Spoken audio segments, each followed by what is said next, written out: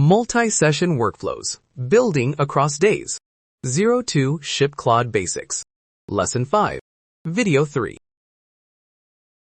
You've set up your project. Claude knows your tech stack, your goals, your coding style. Now comes the real magic. Building something across days, not just minutes. Most real projects aren't built in a single sitting. They're built over days, weeks, sometimes months. And the biggest challenge isn't the coding. It's keeping everything organized and picking up exactly where you left off. In this video, I'm going to show you how to use your project to build features across multiple sessions. The first principle of multi-session building is this: one feature, one conversation.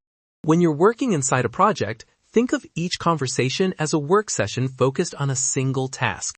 Adding a contact form, that's one conversation. Redesigning the navigation, that's another. This keeps things organized and makes it easy to find previous work later.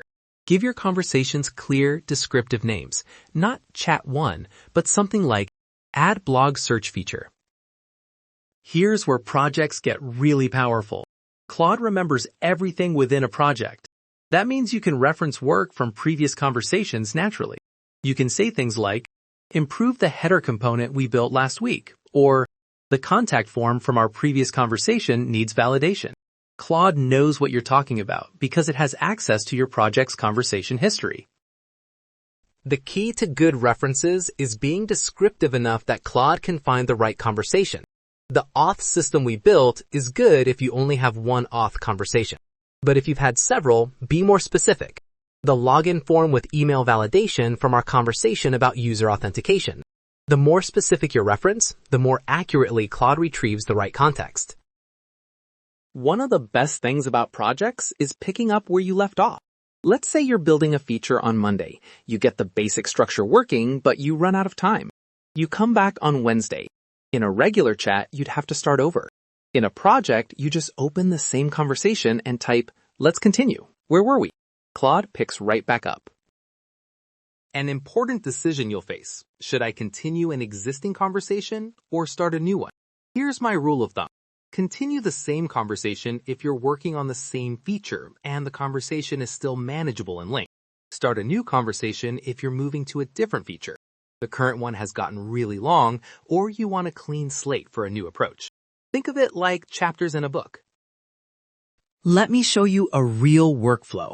I'm going to walk through adding 3 features to a project across 3 different sessions, the way you'd actually do it in real life. Day 1. I want to add a newsletter sign-up form to the footer. I open my project and start a new conversation named Add Newsletter Sign-up to Footer. My prompt is simple. Add an email newsletter sign-up form to the site footer with an email input, subscribe button, and brief message.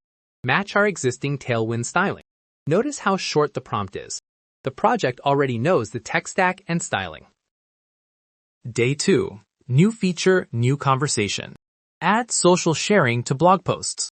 My prompt, add social media sharing buttons to blog posts. Include Twitter, LinkedIn, and a copy link button. Again, Claude already knows our blog uses MDX, our component structure, and our styling conventions. Day 3. Here's where it gets interesting. I want to make sure both features have a consistent look. I start a new conversation. Unify newsletter and social sharing styles. I reference work from 2 different conversations. Claude pulls context from both, understands the components, and gives me a unified approach. This is the real power of projects. Each conversation is focused, but they all share the same context. You can build independently and then bring things together. It's like having a team where everyone shares the same knowledge base. As you build more features, your project will accumulate conversations. When a feature is done and shipped, consider archiving the conversation. Archiving removes it from your active view, but doesn't delete it. My rule? If the feature is built, tested, and working, and I haven't referenced it in a week, I archive it. Let's wrap up everything you've learned in Lesson 5. You started by understanding the context problem. You set up a project with custom instructions and a knowledge base, and now you've seen how to build across multiple sessions. Organizing by feature, referencing previous work, picking up where you left off, and keeping your workspace clean. This is a workflow that professional developers use every day, and now you have it too.